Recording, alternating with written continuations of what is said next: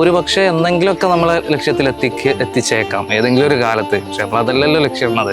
പദ്ധതികളൊക്കെ പ്ലാൻസൊക്കെ വലുതാണെങ്കിലും മടി എന്ന് പറയണത് സ്വാഭാവികമായിട്ടും എനിക്കുണ്ട്, എല്ലാവർക്കും ഉള്ളതുപോലെ എനിക്കുണ്ട്. അതിനേക്കാൾ ഒരു പക്ഷേ എനിക്കുണ്ടെന്ന് തോന്നുന്നുണ്ട്.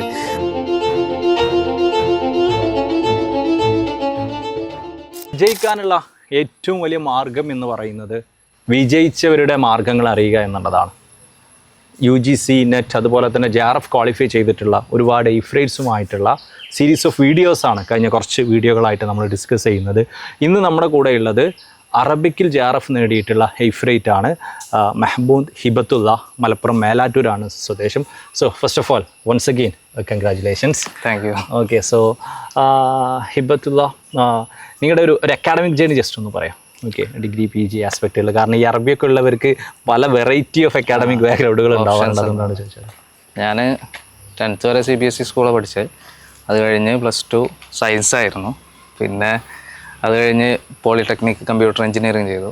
അത് കഴിഞ്ഞ് പിന്നെ ഇസ്ലാമിക് എഡ്യൂക്കേഷനിൽ ഡിഗ്രി എടുക്കാൻ വേണ്ടി മർക്കസിൽ പഠിച്ച് ആ ഡിഗ്രിക്ക് പിന്നെ യൂണിവേഴ്സിറ്റി ആയിട്ടുള്ള അഫിലിയേഷനുമായി അത് ഉപയോഗപ്പെടുത്തിയിട്ട് ഡിഗ്രി അതായിട്ട് യൂസ് ചെയ്തിട്ട് പിന്നെയാണ് അറബി PGയിലേക്ക് മാറുന്നത്. അപ്പോൾ കമ്പ്യൂട്ടർ സയൻസിൽ നിന്ന് നേരെ അറബിയിലേക്ക് മാറുകയാണ് ചെയ്തത്.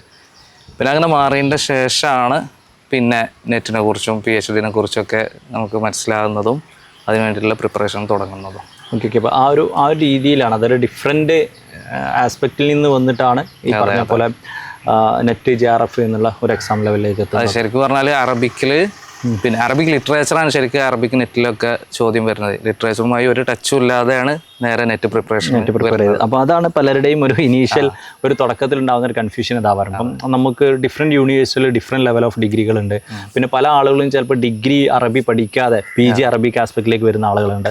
അപ്പോൾ നിങ്ങളെ ആസ്പെക്റ്റിൽ നിങ്ങളൊരു JRF പ്രിപ്പറേഷൻ തുടങ്ങുന്നതിന് മുമ്പ് വളരെ സിസ്റ്റമാറ്റിക് ആയിട്ട് അല്ലെങ്കിൽ ഒരു ഇൻഡെപ്തിലേക്ക് ഒരിക്കലും ഈ ഒരു സിലബസിലേക്കുള്ള ടോപ്പിക്കുകൾ പഠിച്ചിട്ടില്ല.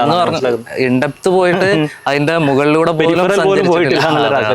എന്നിട്ട് എങ്ങനെയാണ് ഇത് വർക്കൗട്ട് ആയത്? How that preparation? സത്യം പറഞ്ഞാൽ ആദ്യം നമ്മൾ സിലബസൊക്കെ സ്വന്തമായിട്ട് ഡൗൺലോഡ് ചെയ്ത് പഠിക്കാനൊക്കെ തുടങ്ങി. പക്ഷേ സ്വന്തമായിട്ടുള്ള പ്രിപ്പറേഷൻ എന്ന് പറഞ്ഞാൽ എന്തെങ്കിലുമൊക്കെ നമ്മളെ ലക്ഷ്യത്തിൽ എത്തിച്ചേക്കാം ഏതെങ്കിലും ഒരു കാലത്ത്. പക്ഷെ നമ്മൾ അതല്ലല്ലോ ലക്ഷ്യമിടുന്നത്. ഞാൻ സ്വന്തമായിട്ട് ഇങ്ങനെ പഠിച്ചു നോക്കിയപ്പോൾ നമുക്കൊരു കോൺഫിഡൻസ് വരുന്നില്ല. നമ്മൾ സിലബസ് കവർ ചെയ്തിട്ടുണ്ട് എന്നുള്ളൊരു കോൺഫിഡൻസ്. നമ്മളെ കയ്യിലൊരു സിലബസ് ഉണ്ടെങ്കിലും എക്സാമൊക്കെ കണ്ട് പരിചയിച്ച ആളുകൾ പറഞ്ഞു തരുമ്പോഴാണ് നമുക്ക് സിലബസിൻ്റെ ഇൻറ്റൻസിറ്റി ശരിക്കും ബോധ്യപ്പെടുക. അപ്പോൾ ഒരിക്കലും നമ്മൾ സ്വന്തമായിട്ട് പഠിച്ച് നോക്കുമ്പോൾ സിലബസ് കവർ ചെയ്തിട്ടുണ്ട് എന്നുള്ളൊരു കോൺഫിഡൻസ് നമുക്ക് വരുന്നില്ല. ഒന്ന്, കോൺഫിഡൻസിൻ്റെ പ്രശ്നം. മറ്റൊന്ന്, നമുക്ക് ഇന്ന് നോക്കിയാൽ പിന്നെ അടുത്ത മാസം നമ്മൾ നോക്കുകയുള്ളൂ ഒറ്റയ്ക്കുള്ള പഠനത്തിൽ. അല്ലെങ്കിൽ ഒരു 10 ദിവസം നോക്കിയാൽ പിന്നെ ഒരു 10 ദിവസം നമ്മൾ വിശ്രമത്തിലാണ്. അപ്പോൾ നമുക്കൊരു കൺസിസ്റ്റൻസിൻ്റെ പ്രശ്നം വരുന്നുണ്ട്. അപ്പോൾ ഇങ്ങനെ ആയപ്പോഴാണ് ഇങ്ങനെ അങ്ങോട്ടും ഇല്ല ഒരു പ്രോഗ്രസ് ഇല്ലാതെ അങ്ങനെ നിൽക്കുന്ന സമയത്താണ് നമ്മൾ ഐഫറിനെ കുറിച്ച് എൻ്റെ അളിയൻ മുഖേന പരിചയപ്പെടുന്നത്. അങ്ങനെ ഐഫറിൽ സാറിനോട് ഡയറക്റ്റ് കോൺടാക്ട് ചെയ്തിട്ട് തന്നെയാണ് ഐഫറിൽ ജോയിൻ ചെയ്തത്.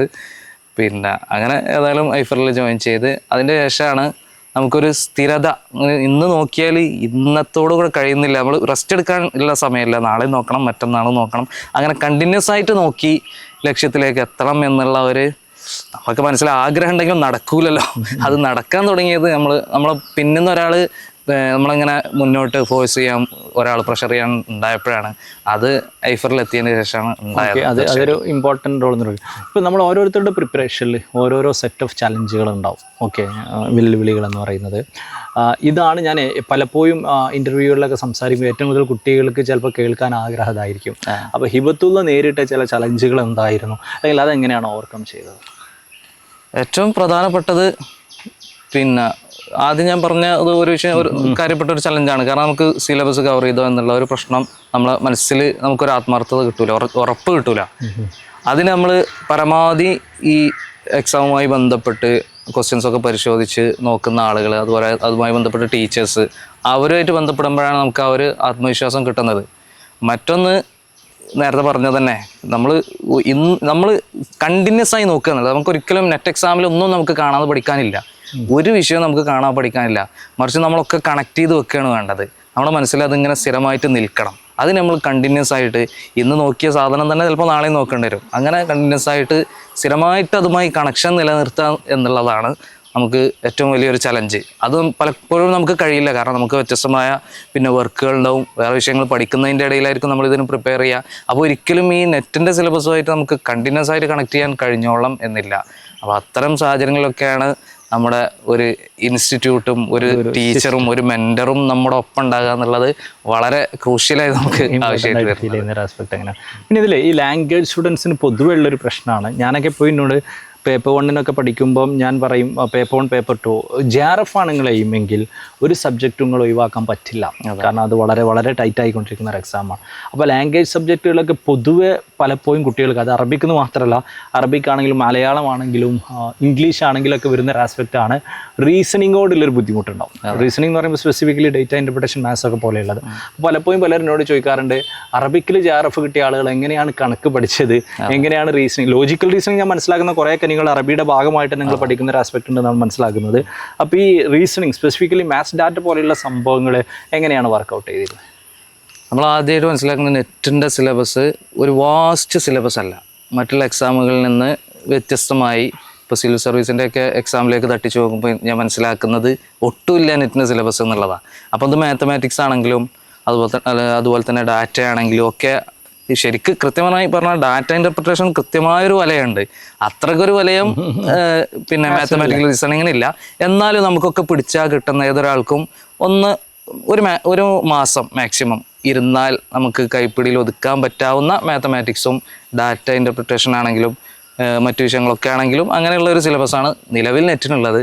അത് നിലനിൽക്കുന്ന കാലത്തോളം ഏതൊരാൾക്കും, അത് ഏത് ഫീൽഡിൽ നിന്ന് വരുന്ന ആളാണ്, ഏത് ഡിഗ്രി ചെയ്താണെങ്കിലും PG ചെയ്താണെങ്കിലും നല്ലൊരു പിന്നെ എല്ലാത്തിൻ്റെയും ഒരു ക്രൂഷ്യലായ പോയിന്റ് നല്ലൊരു മെൻറ്റർ നമ്മുടെ കൂടെ വേണം. അതുണ്ടെങ്കിൽ നമുക്ക് ക്ലിയർ ആയിട്ട് കവർ ചെയ്യാൻ പറ്റും. ഒരു മാസം കൊണ്ട് തന്നെ കവർ ചെയ്യാൻ പറ്റുമെന്നാണ് മനസ്സിലാക്കുന്നത്. ഓക്കെ. പിന്നെ അറബിക് സബ്ജക്റ്റിൽ ഇപ്പോൾ ഓരോരോ സബ്ജക്റ്റുകൾക്ക് PYQ ഓരോരോ രീതിയിലാണ് ഇമ്പോർട്ടൻ്റ് ആവുക. അപ്പോൾ അറബിക് സബ്ജക്റ്റുകൾക്ക് PYQ എത്രത്തോളം ഇമ്പോർട്ടൻസ് ആയിട്ട് നിങ്ങളൊരു എക്സ്പീരിയൻസ് ഫീൽ ചെയ്തിട്ടുണ്ട്, അല്ലെങ്കിൽ ഏത് രീതിയിലുള്ളൊരു അപ്രോച്ചാണ് അറബിക് PYQയിലേക്ക് കുട്ടികൾ പ്രിപ്പയർ ചെയ്യുന്ന കുട്ടികൾ ചെയ്യേണ്ടത്? PYQ ഏത് എക്സാമിനെ പോലെയും നെറ്റ് എക്സാമിലും വളരെ പ്രധാനപ്പെട്ടതാണ്. അറബിക്കിലും വളരെ പ്രധാനപ്പെട്ടതാണ്. കാരണം അറബിക്കിൻ്റെ നമ്മുടെ പ്രധാനപ്പെട്ടതാണ് എങ്കിലും ഞാൻ എൻ്റെ ഒരു വ്യക്തിപരമായ ഒരു അഭിപ്രായം കൃത്യമായി ഞാൻ പറയാണ്. അതായത് നമ്മൾ PYQ വളരെ ഇമ്പോർട്ടൻ്റ് ആണെങ്കിലും ഒരു പിന്നെ 60% നമുക്ക് ക്വസ്റ്റ്യൻസ് ചിലപ്പോൾ ഒരു പക്ഷേ PYQ എന്ന് വരാം. പക്ഷെ അവിടെ വേറെ ഒന്നുണ്ട്, നമ്മളെ പ്രധാനപ്പെട്ട റെഫറൻസുകളുണ്ട് ഈ എക്സാമിന് വേണ്ടിയിട്ട്. പിന്നെ UGC നിശ്ചയിച്ച സിലബസിൽ പറഞ്ഞ ചില റെഫറൻസ് ബുക്കുകളുണ്ട്. ആ റെഫറൻസ് ബുക്കുകളിൽ നിന്ന് ചോദിക്കപ്പെട്ട ചോദ്യങ്ങളാണ് ഈ PYQs.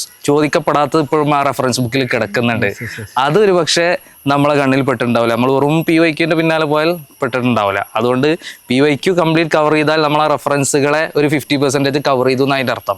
ബാക്കി 50% അവിടെ ബാക്കിയുണ്ട് എന്നുള്ള ഒരു അപകടം കൂടി നമ്മൾ മനസ്സിലാക്കണം. അതുകൊണ്ട് PYQ വളരെ ഇമ്പോർട്ടൻ്റ് ആണ്. കാരണം 50% നമുക്ക് PYQയിലൂടെ റെഫറൻസ് കവർ ചെയ്യാൻ പറ്റും. ബാക്കി 50% ആ PYQന് ശേഷം മിസ്സാവുന്നില്ല എന്നുള്ളത് കൂടെ നമ്മൾ ഉറപ്പുവരുത്തണം. ഓക്കെ. ഒരു ലാസ്റ്റ് ആസ്പെക്റ്റിലേക്ക് ചോദിക്കാനുള്ള സംഭവം, ഇപ്പം അറബിക് സബ്ജക്റ്റിലൊക്കെ ഒരുപാട് മതപരമായ ബാക്ക്ഗ്രൗണ്ടുകളിൽ, ഡിഫറെൻറ്റ് ഇൻസ്റ്റിറ്റ്യൂട്ടുകളിൽ, ഡിഫറെൻറ്റ് ഡിഗ്രി സിസ്റ്റത്തിലൊക്കെ പഠിച്ചു വരുന്ന ആളുകൾ ഉണ്ടാവാറുണ്ട്.